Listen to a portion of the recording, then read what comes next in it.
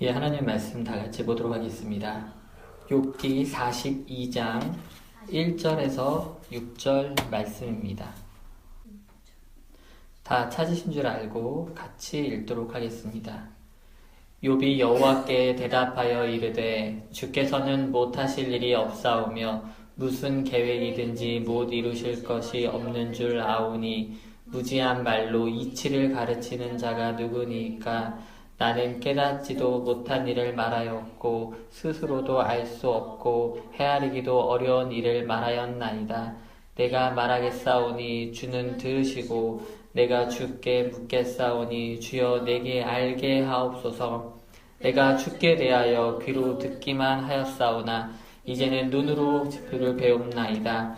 그러므로 내가 스스로 거두어드리고 티끌과 제 가운데서 회개하나이다. 아멘. 지난 한 주는 좀 유난히 추웠던 한 주였던 것 같습니다. 모두 건강하시나요? 저희 집은 지금 독감 경계령 발동 중입니다. 큰아이가 지금 독감 확진을 받고 자가 격리 중인데 다른 가족들에게 옮지 않게 하려고 백방으로 노력하고 있습니다. 살기는 한 집에서 살고 있는데 특히 작은 아이와 격리시켜 놓아서 미처 예전에 알지 못했던 애틋한 형제애를 보고 있습니다. 서로 가까이 붙어있지 못하니까 멀리서 서로 이름을 부르고 형아 동생 찾고 있습니다. 자주는 아니지만 집에서 가족들과 영화를 보곤 합니다. 사운드 오브 뮤직이나 백투더 퓨처, 나홀로 집에처럼 제가 어렸을 때에도 굉장히 재밌게 보았던 영화를 같이 보기도 하고 미야자키 하야오의 작품 같은 애니메이션도 같이 보는 편입니다. 아이들이 태어나기 훨씬 전에 만들어진 이런 영상들을 보면서 같이 웃고 즐거워할 수 있다는 것이 참 좋습니다. 제가 앞서 언급해드린 이런 영화의 제목들이 낯선 분들도 계실 텐데요. 하지만 아기 공룡 둘리는 아마 도리어 지금의 아이들이 잘 모르더라도 어른들은 추억의 만화로 기억하실 것입니다. 빙하에 갇혀있던 공룡 둘리가 서울에 떠내려오면서 각종 사건, 사고가 발생하는 이야기로 구성되어 있습니다. 여러 등장인물 중에 집주인 고길동을 아마 기억하실 겁니다. 둘리와 친구들에게 하고 싶은 것들이 있으면 방해하는 나쁜 아저씨로 등장을 하죠. 늘 인상을 찌푸리고 소리를 고래고래 지르며 둘리와 친구들을 어떻게든 집에서 내쫓을 궁리만 합니다. 그런데 이런 말이 있습니다. 고길동이 불쌍해지면 나이가 든 것이라는 말입니다. 생각해보면 평화로운 가정에 갑자기 나타난 이 녹색 괴물 둘리는 날마다 집안에 각종 사고를 일으켜 조용할 날이 없게 만듭니다. 냉장고에 있는 음식이란 거 다 찾아 먹고 살림 부시는 것은 다반사요. 심지어 집까지 무너뜨리기도 합니다. 제가 집주인 고길동이었다면 아찔하다고 생각이 듭니다. 우리 애들이 물들까봐 얼마나 걱정이 될까요? 아시는 것처럼 이미 조카 희동이는 나쁜 짓을 따라하고 말았습니다. 이처럼 만화 영화 하나도 시간이 지나고 나이가 드니까 다르게 보입니다. 삶의 자리가 바뀌고 삶의 경험이 쌓이면서 세상을 보는 눈도 달라졌기 때문입니다. 소위 모태신앙이라고 하는 저는 자의반 타의반으로 어려서부터 성경을 읽고 말씀을 듣고 자랐습니다. 성경 역시 시간이 지남에 따라 보는 눈이 달라지는 것을 느낍니다. 대표적인 성경이 바로 시편과 오늘의 본문인 욥기서입니다. 시편은 말 그대로 여러 편의 시를 묶어놓은 것입니다. 다윗이나 솔로몬처럼 이름이 알려진 사람이 쓴 시도 있고 무명의 작가들이 쓴 시도 있습니다. 150편까지 있는 방대한 양만큼이나 내용이나 그 기록 시기도 폭이 넓습니다. 제가 어렸을 적에 느꼈던 시편은 좀 황당함이었습니다. 어렸을 때는 물론 저자가 다윗 한 명이라고 생각해서 그랬기도 했지만 저자가 혹시 정신분열 증세가 있는 건 아닌가 싶었습니다. 어떤 날은 하나님을 찬양합니다. 위대하고 강하신 하나님, 여호와 하나님을 칭송하면서 갖은 수사로 지켜 세웁니다. 피할 바위시며 환난의 때의 요새이시고 구원의 뿌리라고 하나님을 높여 부릅니다. 그런데 다른 시에서는 하나님은 안 계신 것 같다고 말합니다. 자신이 원수들에게 핍박을 받고 조롱받는 가운데 하나님은 마치 안 계신 분 같다고 말합니다.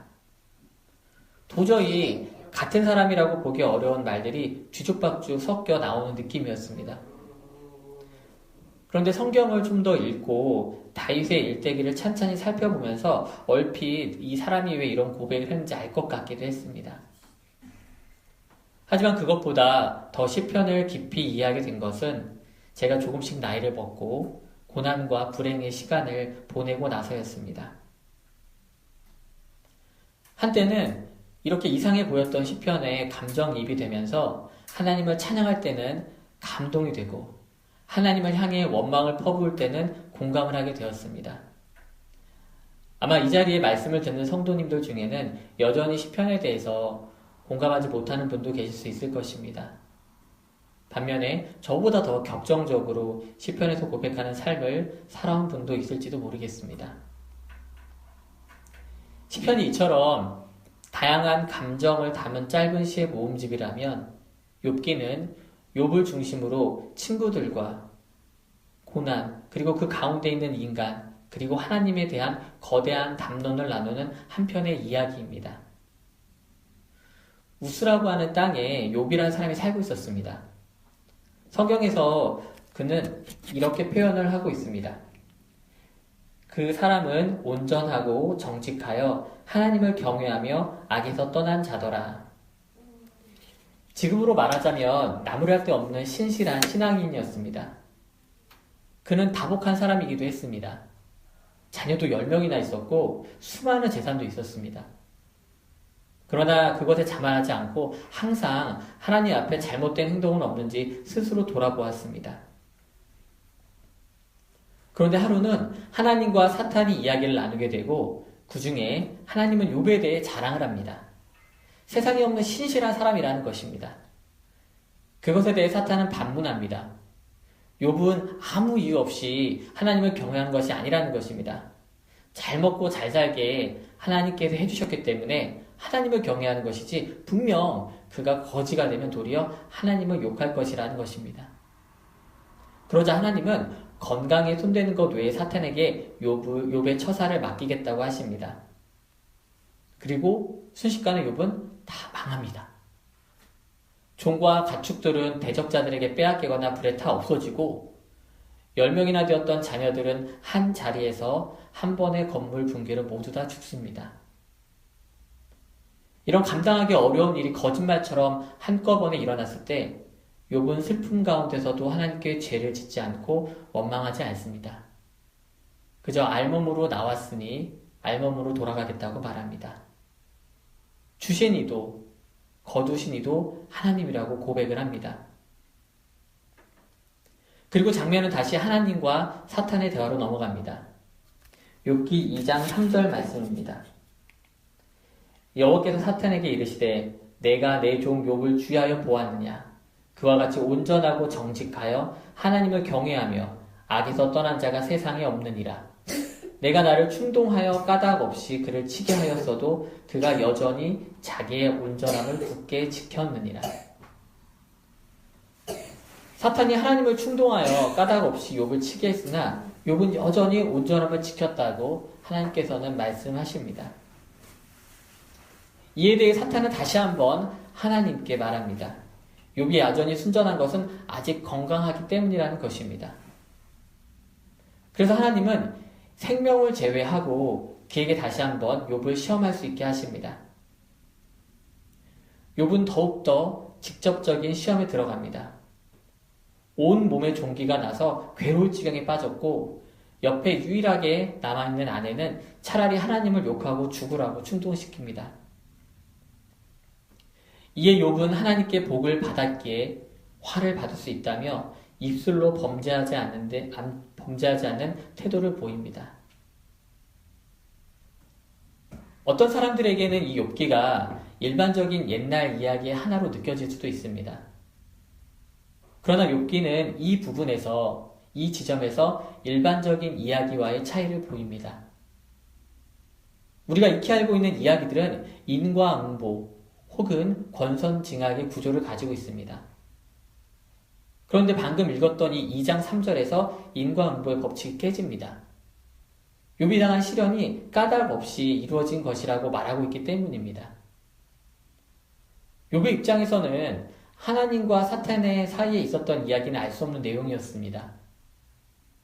욥의 입장에서는 마른 하늘의 날벼락을 맞은 상황이었고 한꺼번에 자신에게 닥친 이 고난을 이해할 수 없었을 것입니다. 이후에 욥의 친구들이 방문하여 욥의 상황을 나름 진단할 때 그들이 판단하는 기본적인 생각이 이 인과응보의 법칙이었습니다.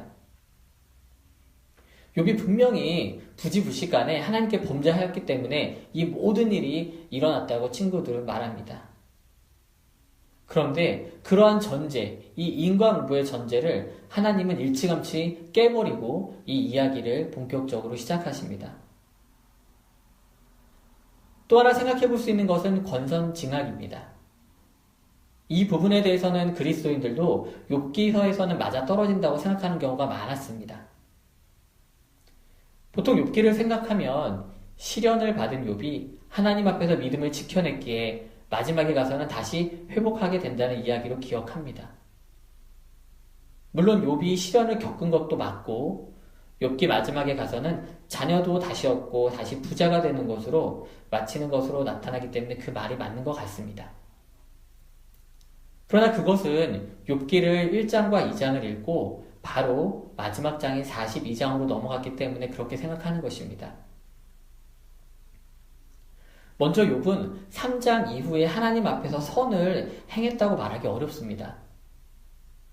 3장부터 하나님이 등장하시는 38장까지 욥과 3명의 친구들 그리고 말미에 나오는 엘리후라는 젊은이는 욥이 당한 상황을 놓고 설왕설래합니다. 먼저 도착한 3명의 친구들은 욥이 당한 처지를 보고 7일이나 옆에서 있으면서 아무 말도 할 수 없었습니다. 그 정도로 욥의 상황이 비참했기 때문입니다. 그리고 나서 욥의 첫 반응이 이렇습니다. 욥기 3장 1절 말씀입니다. 그 후에 욥이 입을 열어 자기의 생일을 저주하니라. 자신이 태어난 것 자체를 저주하는 행동으로 급변합니다. 자신이 태어나던 날에 차라리 세상이 망했더라면 자신이 태어나지 않았을 것이라고까지 말합니다. 생명의 주관자이신 하나님을 우회적으로 원망하는 것입니다. 삶에 대한 저주와 자신의 의로움에 대한 항변은 하나님이 나타나실 때까지 반복됩니다. 그의 그런 항변에 친구들은 위로하는 척하면서도 인과응보 법칙에 근거하여 욥이 전지전능하신 하나님 앞에 분명히 죄를 지었기 때문에 회개해야 한다고 촉구합니다. 이 4사람들과 나중에 나오는 엘리후까지 모두 5사람들은 모두 하나님을 안다고 하는 자들이었습니다. 그들은 그들이 알고 체험한 하나님에 대해 열변을 토하며 자신들의 입장을 대변합니다. 그 이후 이야기를 듣다 보면 마치 신학교에서 신론에 대해서 이야기하는 학자들 같은 느낌도 듭니다. 간간히 나오는 욥의 탄식 어린 기도는 마치 앞서 말씀드린 시편을 떠오르게 합니다. 욥기 13장 20절 21절 말씀입니다. 오직 내게 이 2가지 일을 행하지 마옵소서. 그리하시면 내가 주의 얼굴을 피하여 숨지 아니하오리니 곧 주의 손을 내게 대지 마시오며 주의 위엄으로 나를 두렵게 하지 마실 것이니이다. 13장 26절에서 28절 말씀입니다. 주께서 나를 대적하사 괴로운 일들을 기록하시며 내가 젊었을 때에 지은 죄를 내가 받게 하시오며 내 발을 착고에 채우시며 나의 모든 길을 살피사 내 발자취를 점검하시나이다. 나는 썩은 물건의 낡아짐 같으며 좀 먹은 의복 같으니이다. 이러한 욥의 고백은 그가 얼마나 깊은 고난과 시련 가운데 있는지 짐작하게 합니다. 하나님 앞에 신실했던 그는 더 이상 소망을 바라볼 수 없게 되어버렸습니다. 이런 고난이 비단 욥에게만 있었던 것은 아닙니다. 기독교의 변증학의 대가로 알려진 C.S. 루이스 역시 깊은 슬픔과 고난 가운데 책을 한 권 냈습니다. 바로 헤아려 본 슬픔이라는 책입니다. 기독교 집안에서 태어났으나 신앙을 버리고 완고한 무신론자가 되었던 루이스는 30세쯤 해서 회심한 후 기독교를 변증하는 여러 권의 책으로 후세에 수많은 영향력을 주고 지금까지 많이 읽히고 있는 책들을 냈습니다. 그러한 그가 60세가 가까워졌을 즈음에야 처음으로 결혼을 합니다. 상대는 조이 데이빗먼이라고 하는 사람이었습니다. 그들이 한창 사랑을 키워갈 때 그녀는 골수한 판정을 받았고 시한부 인생이라고 의사에게 말을 들었습니다. 그럼에도 그들은 결혼을 했고 4년간의 짧은 부부의 연을 갖고 조이는 세상을 먼저 떠나게 됩니다. 이 사건으로 루이스는 큰 충격과 슬픔에 빠집니다. 그는 그러한 감정을 온전히 가지고 조이가 죽은 지 채 한 달도 안 되어 헤아려본 슬픔을 씁니다. 루이스는 이 책에서 하나님을 향해 그의 감정을 가감없이 쏟아놓습니다. 루이스 주변 사람들은 마치 욥의 친구들이 그러했던 것처럼 루이스를 먼저 말로 위로합니다. 이 사건을 두고 소망 없는 다른 사람들처럼 같이 슬퍼하지 말라고 성경의 말을 인용하여 말해줍니다. 또 어떤 사람은 조이가 이제는 행복하다고, 천국에 갔기 때문에 행복할 것이라고 위로합니다. 심지어 조이 그녀 자신도 죽어가는 가운데 저는 하나님과 더불어 평화롭습니다 라는 말을 남겼지만 그 무엇도 남겨진 루이스에게는 참된 평화를 가져다 주지 못했습니다. 루이스는 책에서 이렇게 성토합니다. 하나님은 어디 계시는가? 다른 모든 도움이 헛되고 절박하여 하나님께 다가가면 무엇을 얻는가? 면전에서 쾅 하고 닫히는 문. 그는 나쁜 신에 대해서도 생각을 해봅니다. 심지어 혹시 사람들을 두고 생체 실험을 하는 것이 하나님이 아닌가라고 하는 하나님에 대한 의심을 가져보기까지도 합니다. 그런데 루이스는 이 슬픔이라고 하는 것은 상태가 아니라 과정이라고 이 책의 말미에 말합니다. 마치 긴 골짜기와도 같아서 어디로 굽어들든 완전히 새로운 경치를 보여주는 굽이치는 계곡과 같다고 슬픔을 묘사합니다. 우리가 고난에 빠졌을 때 가장 힘든 것 중에 하나는 이 고통이 언제 끝날지 모른다는 것입니다. 물리적인 충격이야 시간이 지남에 따라 그 아픔이 줄어들겠지만 고난과 슬픔을 당하고 그 시간을 지낼 때는 출구가 없다고 느껴지기 때문입니다. 욥과 루이스의 이야기를 들으면서 아마도 각자가 겪은 고난과 슬픔에 대해서 생각하셨을지도 모릅니다. 며칠 전 SNS를 하다가 한 사모님께서 올리신 글을 보았습니다. 한때 제가 몸 담았던 교회 사모님이신데 1년 전 하나님의 품으로 떠난 한 자매를 그리워하며 그 떠나신 지 일주기를 기념하는 글이었습니다. 1년 전 그 자매님의 소천 소식을 SNS를 통해서 알게 되었을 때 아내와 저 역시 깊은 아픔을 느꼈습니다. 깊고 친밀한 교제가 있던 자매는 아니었지만 저희 가정이 그 교회에 처음 가서 정착할 때 만나서 많은 도움을 받았기 때문입니다. 아내는 둘째를 가진 상태였고 큰 아이는 아직 어렸습니다. 그 자매는 유아부에서 교사로 봉사하고 있었습니다. 큰 아이의 담임 선생님이 되어주셨는데 처음 아이를 떼어놓을 때 그 불안감은 겪어보신 부모님이라면 잘 아실 겁니다. 아이도 부모도 모두 그 분리되는 상태를 먼저 걱정을 하게 됩니다. 다행히 저희보다 연배가 좀 있으셨던 그 자매님께서는 우리를 안심시켜 주시고 능수능란하게 아이를 맡아주셨습니다. 항상 밝은 얼굴과 인자한 성품으로 대해주시던 자매님으로 기억하고 있었는데 투병 소식조차 모르다가 갑자기 들은 소천 소식에 아내와 저는 먼 거리에서 슬퍼할 수밖에 없었습니다. 저는 루이스나 혹은 그 자매님을 잃은 가족 혹은 친한 분들의 깊은 슬픔까지 닿을 수는 없습니다. 물론 저에게도 지금 이 자리에서 다 말하기 어려운 고난의 시간이 있었습니다. 육체적인 고통, 경제적인 어려움, 미래에 대한 불안감 때문에 잠 못 들던 날들이 있었습니다. 그런 고통과 고난 시간 가운데 한 친구가 제게 이런 위로의 말을 해주었습니다. 지금 은혜의 시간을 지나고 있어.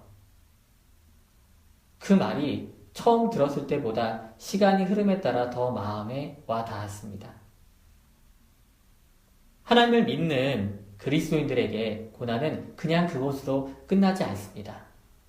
그 가운데는 고난의 신비로움이 있습니다.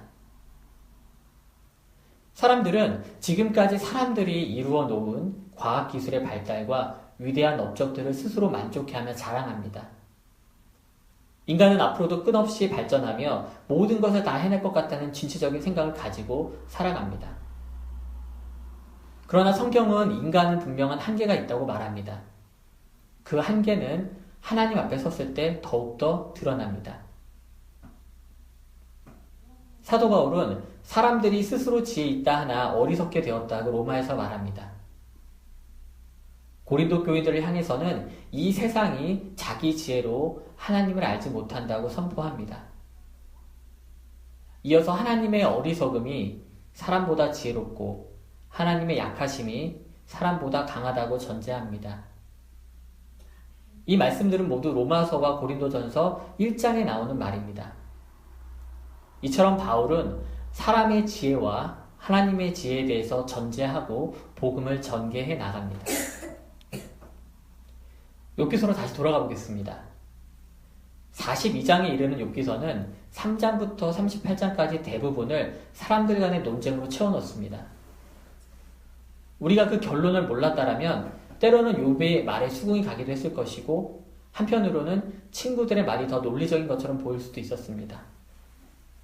마지막에 등장하는 엘리후는 마치 양편의 카운터 펀치를 날리는 사람처럼 보일 수도 있습니다. 그런데 하나님의 등장 앞에 사람들은 모두 입을 다물 수밖에 없었습니다. 하나님은 그동안 열심히 이야기해온 욥이나 친구들의 말에 일일이 대꾸하지 않으십니다. 첫 말씀은 이러합니다. 욥기 38장 4절 말씀입니다. 내가 땅에 기초를 놓을 때에 너는 어디 있었느냐? 이 말씀은 지금까지 열심히 떠들었던 사람들의 입을 민망하게 합니다. 다 알 것 같이 말했는데 하나님의 임재 앞에 더 이상 할 말이 없게 됩니다. 사람들은 그런데 반문합니다. 왜 하나님을 믿는 사람들에게 시련과 고난이 오는가 하고 말입니다. 아무리 우리끼리 이야기를 해도 우리는 어둠 속에서 더듬어 길을 찾아내는 것 같은 한계가 있습니다. 불교에서는 우리의 삶 그 자체가 고난이라고 말합니다.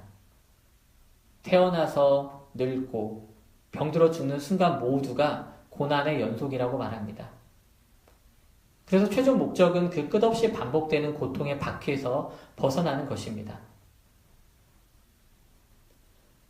하지만 기독교에서 고난은 다릅니다. 인간의 모든 삶은 하나님의 섭리 아래에 있습니다. 그럼 하나님은 왜 고난을 허락하시냐고 사람들은 묻습니다. 하나님이 사람의 고통을 통해서 진짜 실험을 하는 실험자이실까요? C.S. 루이스는 자신의 이러한 질문에 대해 마지막 부분에 이렇게 결론을 내립니다. 그분은 생체 실험가가 아니라 발생한 질병을 고치는 수의사라고 말합니다. 하나님을 향해 닫힌 문이 아니냐고 항변하던 그는 나중에 또한 이렇게 고백을 합니다. 잠긴 문이 아니다. 외려 조용하고 분명히 동정적인 시선 같은 것, 마치 그분이 거절의 뜻으로 머리를 가로저으신 게 아니라 질문을 유의하신 것 같은 아들아 잠잠하거라 너는 이해하지 못한다 라고 하신 것 같은. 사람은 누구나 태어나서 나이 들고 죽게 됩니다. 이것은 인간에게 정해진 길입니다. 해가 뜨고 비가 오고 때로는 너무 덥지만 또 어느새 그 더위를 잊을 만큼 춥습니다. 고난은 이러한 인간의 삶 가운데 그냥 존재하는 것입니다. 자연스러운 것입니다. 누구나 공기를 통해 호흡하듯이 누구에게나 고난은 찾아옵니다. 다만 그 고난이 우리에게 무엇을 남기고 가는지는 다릅니다. 하나님은 그 고난 가운데 우리와 함께 하시는 분입니다. 예수님은 육체의 몸으로 우리 가운데 오셨습니다. 그분은 하나님의 아들이셨지만 인간의 삶을 오롯이 살아내셨습니다. 슬픔의 감정을 느끼셨고 눈물을 흘렸으며 폭발하는 감정으로 호통을 치기도 하셨습니다. 그리고 인간이 겪을 수 있는 최대의 고통인 죽음의 길도 지나셨습니다. 예수님께서 십자가에서 외치신 엘리 엘리 라마 사막다니의 깊은 외침은 마치 우리가 고난 가운데에서 외치는 소리와 같습니다. 하나님께 버려진 듯한 그 깊은 절망과 아픔은 더 이상 희망이 없어 보입니다. 그러나 하나님은 그 끝나지 않을 것 같은 고난 가운데 부활의 주님을 우리에게 보여주셨습니다. 그뿐 아니라 모든 사람들이 보는 가운데 하나님의 우편에 앉히셨습니다. 이 부활의 사건은 앞서 고난이 수반됩니다. 고난은 그냥 있는 일일지도 모르나 부활은 분명히 하나님의 능력입니다. 하나님은 결코 자기 자녀들을 어두움 가운데 그냥 두시는 분이 아닙니다. 우리의 눈이 어둡고 방향을 못 찾는 것일 뿐 하나님은 언제나 그 가운데 함께 우리와 계십니다. 그래서 고난 가운데 신비로움이 있는 것입니다. 하나님이 그 가운데 우리와 함께 하시기 때문입니다. C.S. 루이스는 헤아려본 슬픔을 통해 처절하게 하나님을 만납니다. 그리고 그는 결단합니다. 좀 더 이쪽으로 가야겠다. 그는 하나님을 찬양하는 방향으로 그의 삶을 수정합니다. 사랑하는 성도 여러분, 혹시 깊은 절망 가운데 계십니까? 삶의 의지가 보이지 않습니까? 희망이 가려져 있는 것처럼 느껴지십니까? 고난 가운데 혼자 버려진 것 같습니까? 그 고난 가운데 혼자 있지 않습니다. 하나님이 함께 계시고 함께하고 계신 것을 믿으시기 바랍니다. 하나님이 저와 여러분을 만나 주십니다. 욥의 고백입니다. 내가 주께 대하여 귀로 듣기만 하였사오나 이제는 눈으로 주를 배움나이다. 이 욥의 고백처럼 함께 하시는 주님을 만나시길 주님의 이름으로 축원합니다. 아멘. 아멘.